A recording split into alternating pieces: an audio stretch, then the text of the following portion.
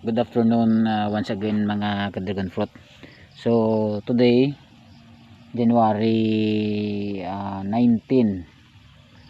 2024. So last ko ding last na punta ko dito is January 14. So confirm bulak, buds, flower buds talaga. Ito yung lumabas mga ka-dragon fruit. So confirm na buds talaga yung yung pinakita ko sa inyo last na vlog ko.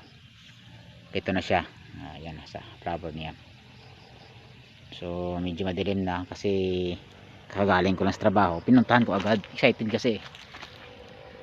Ayan siya mga ka-dragon fruit.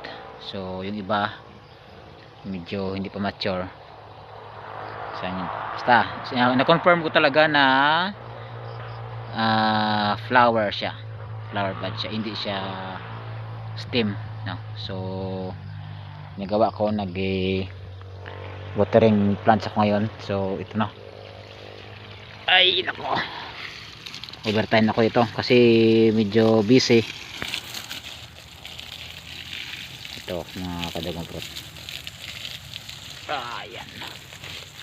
So okay, so confirm na flower buds talaga mga ka-dragon fruit. Sa muli, magandang hapon sa inyo lahat.